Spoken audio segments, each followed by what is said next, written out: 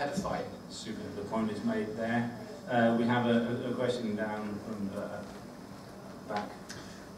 Just to build on the previous discussion around professional and amateur, coming from Australia, I can tell you one of the key concerns of doping in rugby is at schoolboy level, and it's critical that we're seeing, because we're seeing not just in Australia but also in South Africa and I think in the UK, a culture of doping going into schools and mafia-type people preying on the schools, particularly the well-to-do schools where they're paying a lot of money.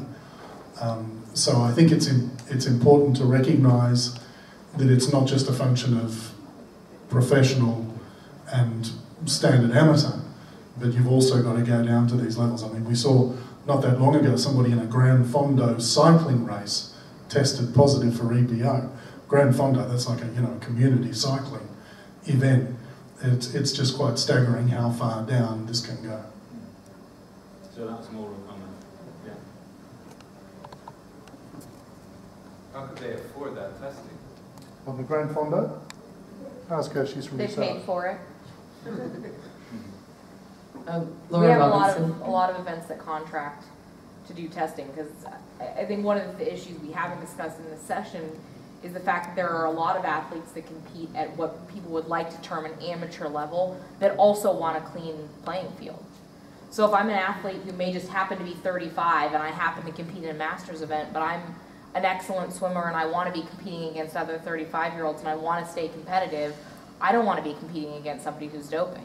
So there are a lot of athletes at that master's level that have gotten together at events and said, we want to have testing in our event because it matters to us that we will compete on a clean playing field.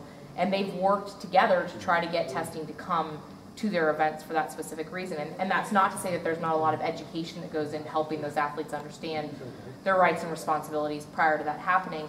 But to have this notion that those people just don't care is completely inaccurate from my experience, from what we handle. It's a very valuable comment, and it shows us how easy it is to become a cheater, because you just jump the line. Sorry, it was the lady in the front here. Well, actually, I'm glad you said that though, because Laura Robinson from Canada, and I did race on the national team in cycling, and my winter sport was cross-country skiing. Those are two well-known doping sports, and I'm sure I raced against many people who were doping. And with the perspective of age, maybe unfortunately, but I actually don't care, if you want to know the truth. And I'll tell you why. It's because when I look at all the other unfair practices in sport, doping is the least of my concerns. I started talking about sexual abuse in sport way back in 1992. It's still a massive problem. When I looked at all the cycling coaches who were helping themselves to teenage girls, I mean, doping was nothing. We're not talking about the real unfairnesses in sport. And so, Lassie, when you said it's ultimately beneficial, I'm not sure of that, because one thing doping, like mandatory doping does, we talk about the tag, it teaches